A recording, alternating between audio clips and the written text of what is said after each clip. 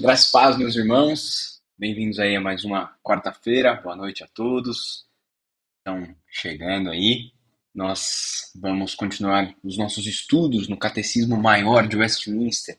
Temos aí ao longo das últimas 15 semanas, né? Essa é a 15ª semana, 15ª pergunta, que nós temos estudado o Catecismo Maior de Westminster. Lembrando que o catecismo, ele é parte dos documentos confessionais que a nossa igreja, a Igreja Presbiteriana do Brasil, adota como documentos de fé, documentos em que a doutrina que nós compreendermos ser verdadeira a partir da Escritura é então declarado, né? Então, é importante que nós ressaltemos isso, né? Nós não cremos nos documentos confessionais, mas naquilo que eles afirmam. E o que eles afirmam estão fundamentados na Escritura Sagrada. É isso que nós temos visto ao longo dessas semanas e hoje também quando estudarmos a 15ª pergunta, que começa falando sobre a criação. Nas últimas semanas, nas últimas 3 semanas especificamente, nós estudamos a respeito dos decretos de Deus e vimos que os decretos de Deus eles são executados em duas frentes: a obra da criação e a obra da providência.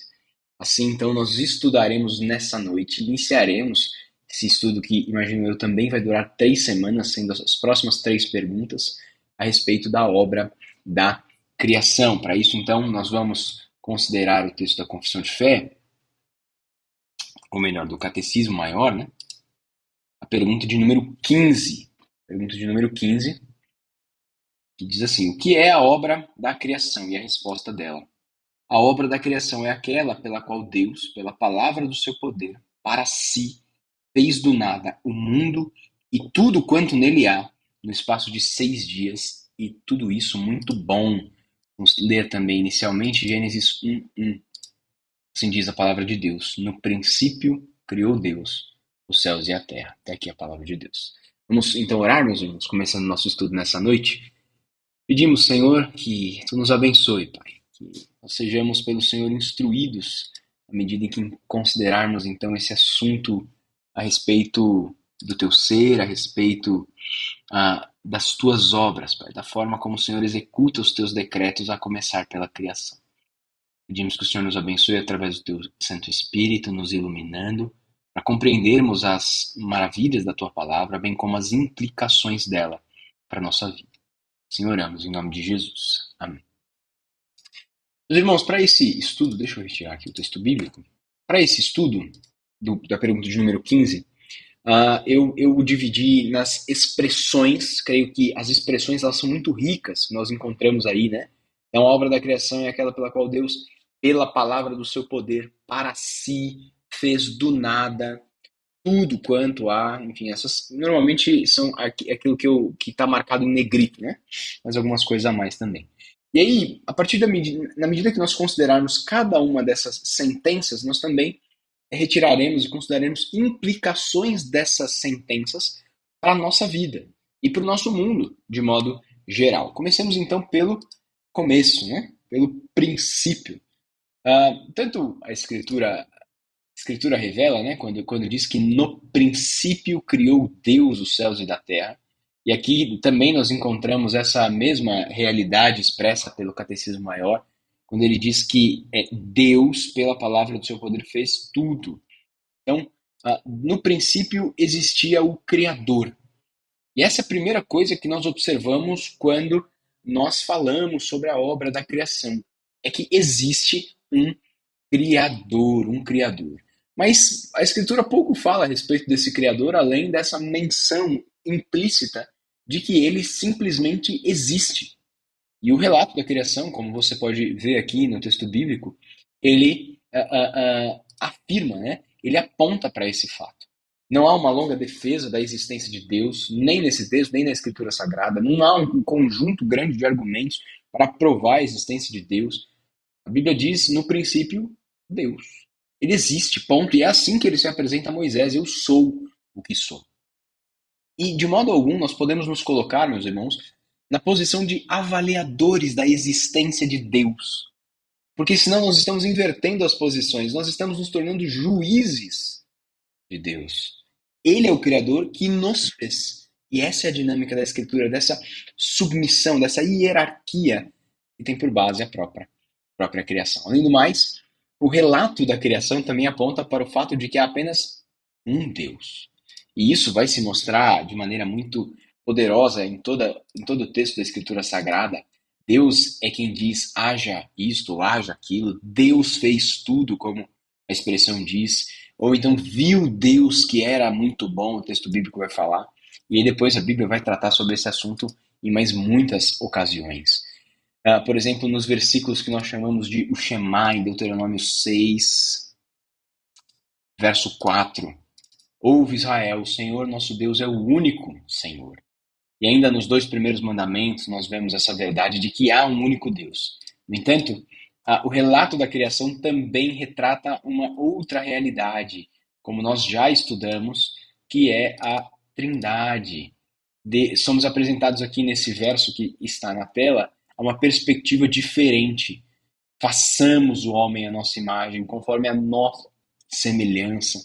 E que Deus então cria os animais, o homem, para que ele tenha domínio sobre os animais, né? Então, nós sabemos, evidentemente, como já vimos, que a referência aqui é a Trindade, quando Pai, Filho e Espírito, naquele momento da criação do homem, se reuniam num conselho, a fim de criar essa criatura que portasse a sua própria imagem. Como implicação disso, meus irmãos, né, da autoexistência de Deus, de que no princípio Deus existe, e do seu reconhecimento como o Criador, nós também devemos reconhecê-lo inicialmente aqui como o significador. Isso é muito importante para nós. Deus, ele é o significador dos elementos da natureza, por exemplo. É ele que chama mar de mar, terra de terra, céu de céu, abismo de abismo. É ele que chama luz de luz, cada uma das coisas, trevas de trevas. Cada uma das coisas que nós conhecemos é Deus quem nomeia, é Ele quem dá significado. Ele quem dá significado. Mas Ele também é o significador do homem. De modo que não há autonomia na identidade de nada que foi criado. Quem define a identidade da criação é Deus. É Deus. E o homem é a sua imagem. E na criação do homem, ele dá a ele o poder de também ser o nomeador dos seres criados ali, dos animais, né?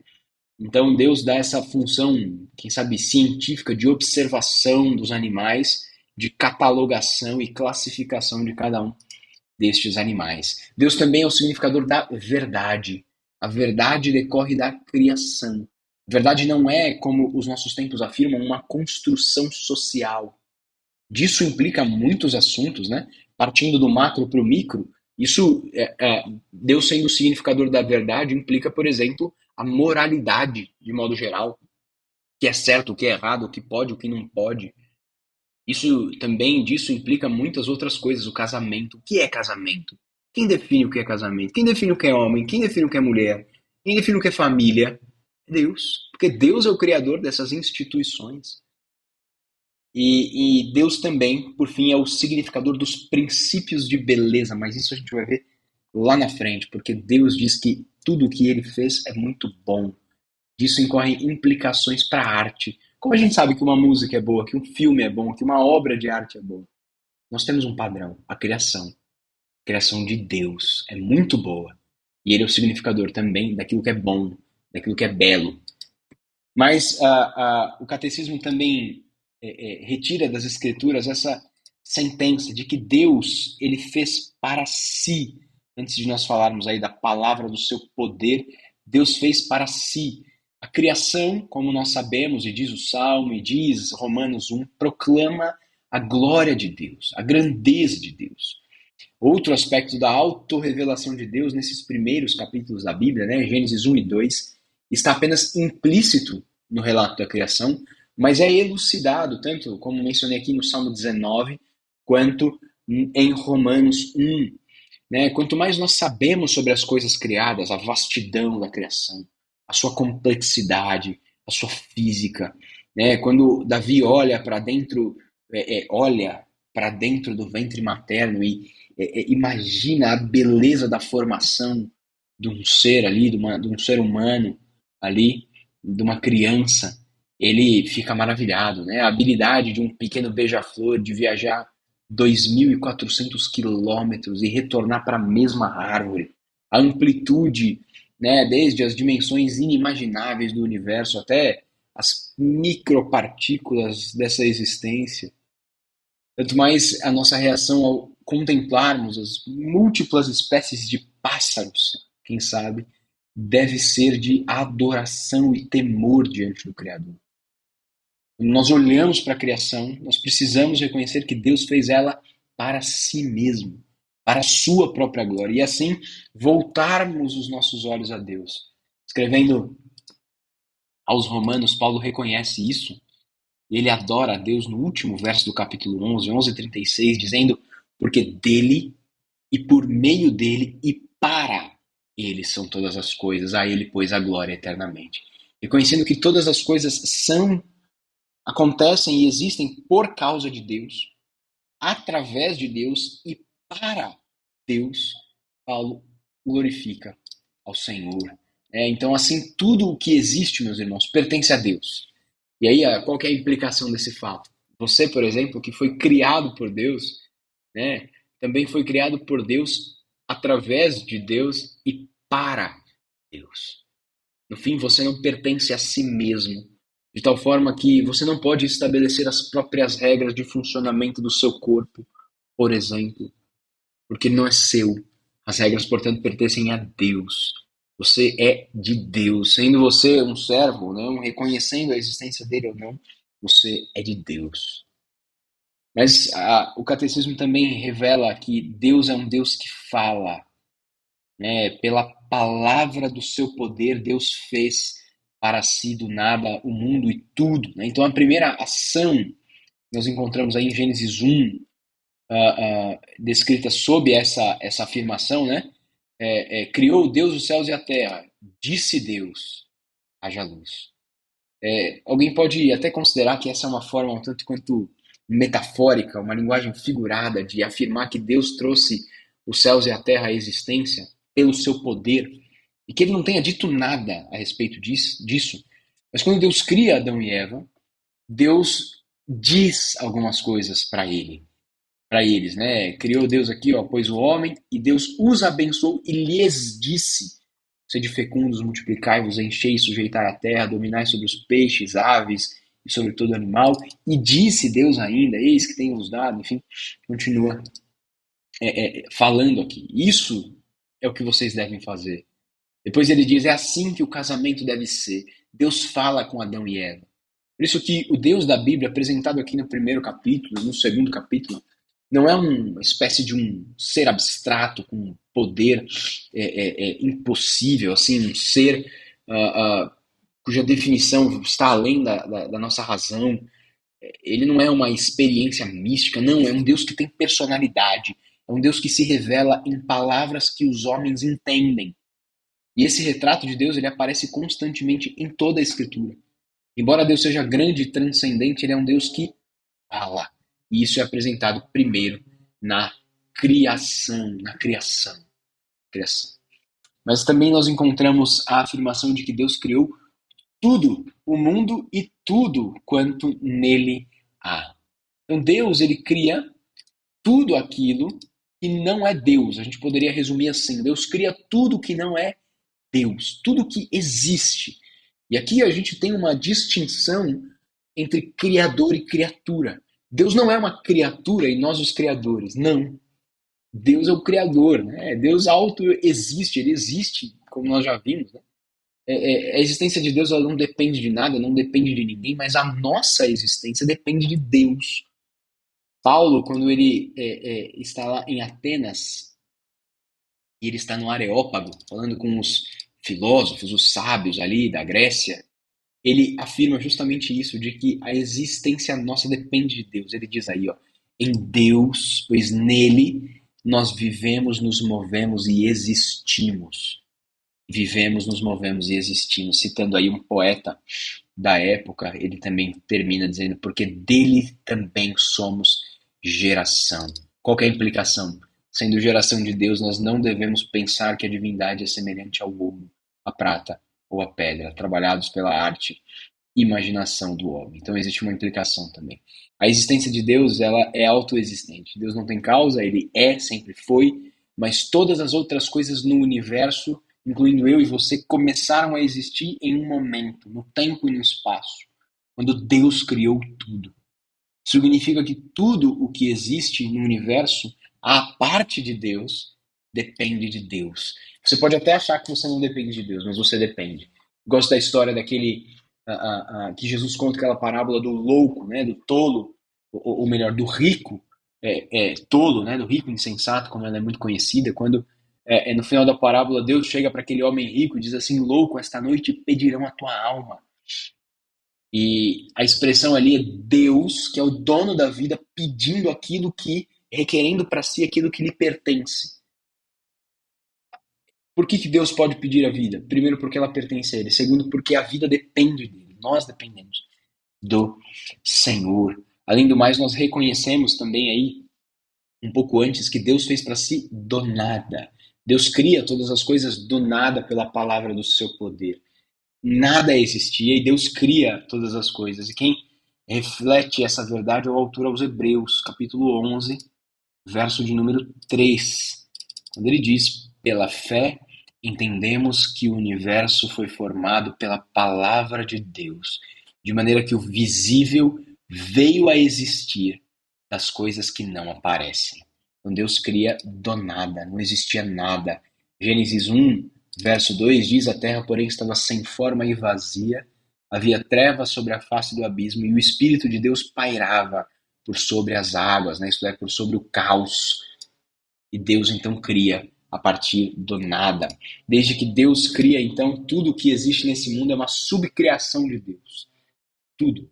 Eu gosto de um livro de um pastor da Igreja Presbiteriana do Brasil, o reverendo Emílio Garofalo Neto, em que ele fala sobre o futebol e sobre como o futebol é uma subcriação divina, como o futebol reflete elementos da criação de Deus e também elementos da queda e também elementos da redenção. O livro chama O Futebol é Bom para Crente.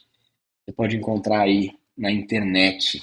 E ele revela, ele expressa, né, destaca justamente essa verdade, que desde que Deus criou todas as coisas, nada mais se cria, tudo se copia, né, usando aí o jargão popular. O texto ainda diz aí, e Deus fez tudo no espaço de 6 dias. Então Deus tem um projeto. Ele começa a sua obra de criação e ele termina a sua obra e ele descansa. Significa que Deus para de fazer a sua obra da criação. E quando a Bíblia diz que Deus descansou, não significa que Deus olhou assim e falou: puxa, viu a rede, né, esticada, falou: puxa, estou tão cansado, ainda bem que eu terminei, agora eu vou esticar aqui, balançar um pouquinho e tirar um cochilo. Não. Porque Deus chega ao final da sua semana de criação e ele para, mas ele descansa e ele designa o sétimo dia de uma maneira especial, uma maneira que nós consideraremos no devido momento, quando chegarmos ao quarto mandamento, né? Mas Deus ele não se torna um Deus que para de trabalhar. É por isso que os decretos de Deus são executados na obra da criação, e essa tem um fim no sexto dia, mas Deus continua a executar os seus decretos na obra da providência. E é isso que nós veremos na sequência, não quero aqui estragar. Mas para que a gente considere essa verdade, as implicações disso, veja, por exemplo, o Salmo 121. Eleva os meus olhos para os montes, o salmista questiona: de onde me virá o socorro? E ele diz: o meu socorro vem do Deus Criador, vem do Senhor, que fez os céus e a terra. Daqui a pouco ele diz: é certo que não dormita, não cochila e nem dorme. O guarda de Israel é ele quem te guarda. Então, o salmista aqui reconhece que Deus não dorme nem cochila, e essa é a sua segurança na vida.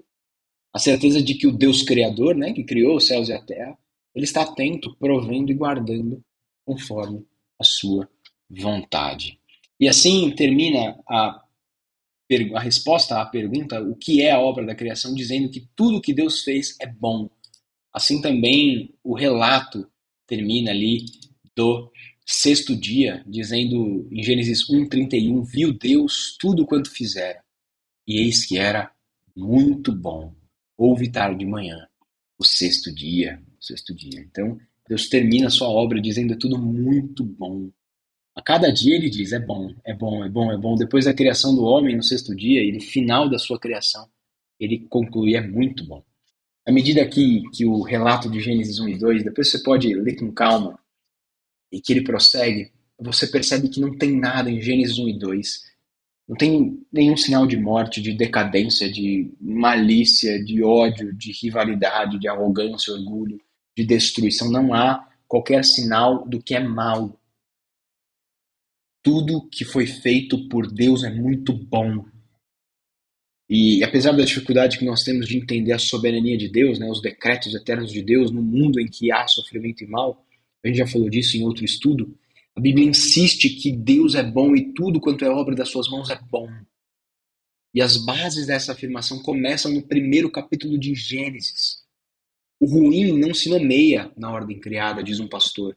O bom, o útil e o benéfico são alvos finais da criação. Todos os seres criados são essencialmente bons e produzem o bem geral dentro do sistema ecológico inalterável. Somente o homem, quando escravizado pelo pecado, pode tornar-se mal, sendo a sua vida danosa à sociedade e à natureza.